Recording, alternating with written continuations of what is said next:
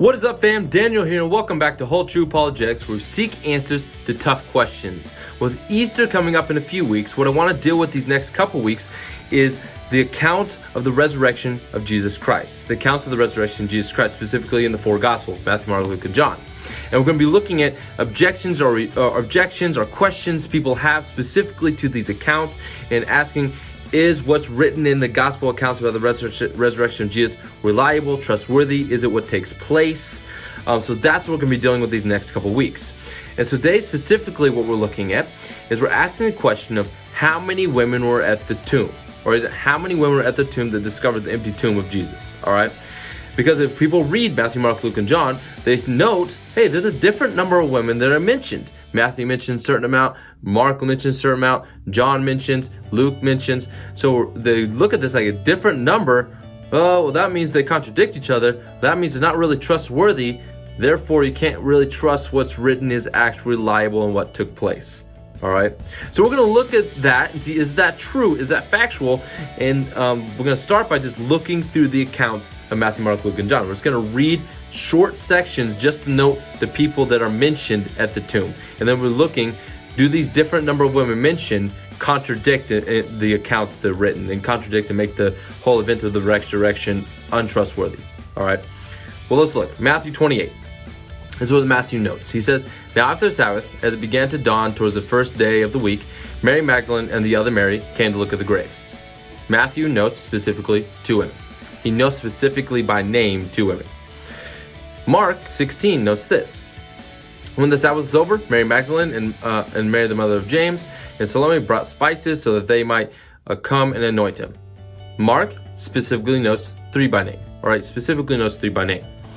Luke, what does Luke do? If you look at the full narrative of Luke from the crucifixion and resurrection, Luke 23 and 24, we have Luke mentioning this group of women. The women were with him, that the women accompanied him, the women were there seeing him be crucified. And in fact, in Luke 23, verse 55 to 56, it says this, "Now the women who had come with him out of Galilee followed and saw the tomb and how his body was laid.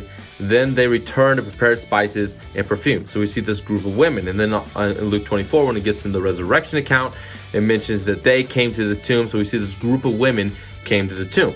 And then in Luke 24, verse 10, it says, "Now they were Mary Magdalene," mentioning specific women, "Mary Magdalene, Joanna, and Mary the mother of James, and also other women with them." All right, so we see Luke drawing out, emphasizing women that were at the tomb. John, what does John note? All right, John specifically mentions Mary Magdalene, specifically mentioned by name, just Mary Magdalene. But he's not saying Mary Magdalene is the only woman, because in fact, Mary Magdalene, when she went and reported back to the disciples that what she saw, the empty tomb, she says, "We don't know where they have laid him." We don't know where they have laid Jesus. The emphasizing she's saying we don't know. She's not the only one that was there at the empty tomb. All right, John has just specifically mentioned Mary Magdalene. And in fact, John is more focused on the fact that he also saw the empty tomb. Mary Magdalene was the first, but he also went and saw the empty tomb. That's why we have the account where Peter and John went and saw the empty tomb. All right, why? Because John is emphasizing in the book of John that he too is an eyewitness to the fact that the tomb was empty. All right, but Mary Magdalene was one of the women that was first there. So what do we see in these four Gospels? What do we see as a whole? Well, first we see that women, a group of women, were the first to discover and see the empty tomb. All right. Then these group of women were women that were with Jesus during ministry. They saw him being crucified. They were coming to anoint him anoint his body. That's what we see. All right. Now, what do we do with the different number of women mentioned? Well, it's not complicated to really explain. Each author, Matthew, Mark, Luke, and John, is emphasizing specific women in a group of women. All right. It's like, for example, like, hey, you're hanging out with some friends, and you're like, hey, John and Tim were there. All right. Well, there could have been John, Tim, and Larry, and Bob, and all these other people, but you're emphasizing just two people are there because for a specific audience that you're talking to. But that's what we have with Matthew, Mark, Luke, and John. They're emphasizing specific women are there among a group of women. All right. They're drawing out a specific woman or a couple women out of a group of women that were there at the tomb. So no way do these contradict each other. It's focused on the author and who the author is writing to why they're emphasizing specific women in a group of women. All right. So who were the women that were all there? Most likely 5 women, because we have Mary Magdalene, Mary the mother of Jesus, we have Mary the mother of James and Joseph, we have Salome, and we have Joanne. These are the women that are specifically mentioned in all 4 of these accounts. And these are each author is drawing out specific one of those to emphasize something for the audience, all right, about these women. All right, so what do these contradict each other at all? Absolutely not.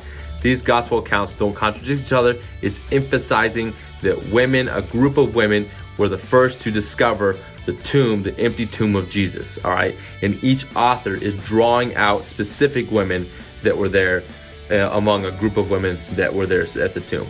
So hope that helps. We're going to deal with another objection to the resurrection account next week, but I hope this helps a little bit to understand that these gospel accounts are trustworthy.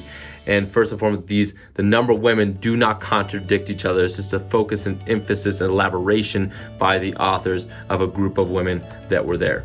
Well, hope you guys have a good day, and I'll see you guys next time.